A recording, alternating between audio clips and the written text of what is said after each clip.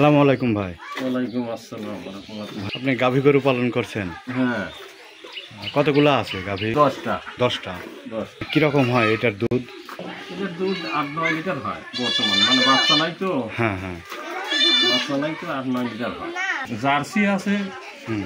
Australia আছে, আর Holstein Friesian.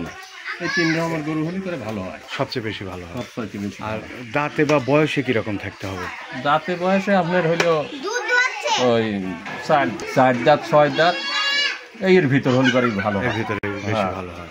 2 বিয়ানের মানে প্রথম বিয়ানের চাইতে দ্বিতীয় তৃতীয় বিয়ানের দুধ বেশি হয়। দুধ বেশি হয় না? হ্যাঁ, ওই ম্যাস্টাইটিস এই রোগটা আপনার বেশি হয়। আগে মানে আমরাও আগে ঠকেছি। ওই এখন মনে করেন যে হলো ওই যে খাইশুটা খাওয়াই।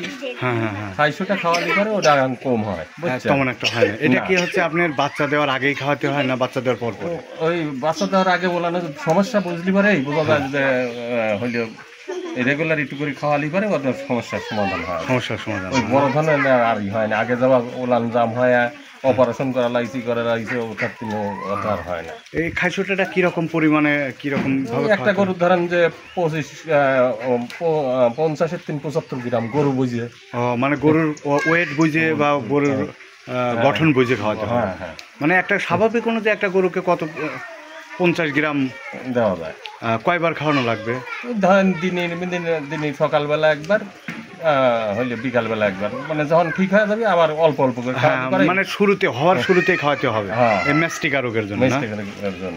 এই বিষয়টা হচ্ছে আপনার গাভী গরুর সবচেয়ে গুরুত্বপূর্ণ একটা রোগ এবং এটা সচেতন থাকতে হবে। হ্যাঁ হ্যাঁ হ্যাঁ।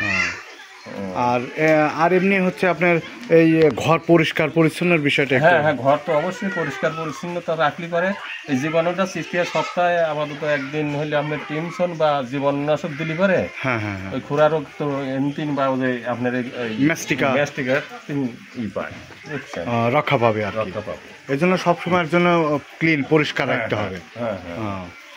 আর তাতে কি আপনি তো দীর্ঘদিন ধরে গাভী গরু আমার একমাত্র মুরগি করার আগে গরুই ছিল, হ্যাঁ, বুঝছেন? তারপরে মুরগি যাওয়ার পর মেলা টাকা, কোটিখানেক টাকা, 1-1.5 কোটি টাকা লস করেছি এই মুরগি। তারপরে আবার যে গরু করেছি, ইনশাল্লাহ গরু এখন আবার ধরেন যে আল্লাহ দিলি পারে এই আবার গরু ভালোই হয়ে গেছে, খুব ভালো। হ্যাঁ, মোটামুটি পালন করতেছেন। তাতে কি বোঝা যায়? দুধের থেকে কিছু থাকে না, শুধু বাছুরটা লাভ থাকে? দুধেও কিছু থাকে। হ্যাঁ, দুধেও কিছু থাকে। আর বাছুরটা ধরেন 6 মাসি বাছুর হলি পারে 80-90-1 লাখ টাকা, মানে জাত বুঝে ভালো গরুতের হইলে এরকম বিক্রি করা যায়। তাতে মোটামুটি গরুর দুধেও কিছু থাকে, বাছুর তো থাকে। হ্যাঁ হ্যাঁ, বাছুরটা থাকে। আর যত ব্যবসায়ী থাকে ধরেন যেটা মরে গেলি পারে, মরে যাবেন লাগলি পারে, জবাই করলেও পয়সা আছে। গোস্তের মাপে হলি পারে একটা গরু যদি 1 লাখ টাকা দাম হয়, জবাই করলি পারে তার দাম 75 বা 60 হাজার টাকা হবে। তাহলে সব মিলে মোটামুটি খামার করা যায়, কিন্তু আপনার দাঁতে থাকতে হবে 4 দাঁত 6 দাঁত 8 দাঁত, মানে একবার বৃদ্ধ করে কেনা যাবে না। হ্যাঁ, বুঝছেন? আর ওই 3 লাখ 4 লাখ টাকা দিয়ে গরু কিনে সেই গরু লাভবান হওয়া যায় না। আপনি কি রকমের দামের ভিতরে? আমি গরু কিনি সর্বোচ্চ 1,30,000 টাকা দিয়ে, মানে দেখিয়ে শুনিয়ে ঘেগা দেখে। হ্যাঁ হ্যাঁ হ্যাঁ, ঘেগা দেখে গরু কিনি। আপনার 3-4 মাস আসলে পরে হয় দেখা যাচ্ছে কতটা ভরণ লিছে বা হয় নাই। দুধও আমিও খাই, গরুকেও খাওয়াই।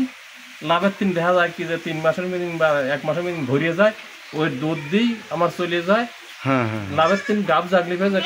কালকে একটা বেচছি 1,75,000 টাকা। ওই গরুটা কিনা ছিল আপনার 1,25,000 টাকা দিয়ে। হ্যাঁ, তবে আপনার সাপোর্ট দেন যে গরুটা যেন 1 থেকে 1.5 লাখের ভিতরেই হচ্ছে। হ্যাঁ, এরকম, এবং দাঁত 6-4 দাঁতের ভিতরে হইলে সবচেয়ে বেশি ভালো হয়। আচ্ছা, ধন্যবাদ আপনাকে। আসসালামু আলাইকুম। ওয়ালাইকুম আসসালাম।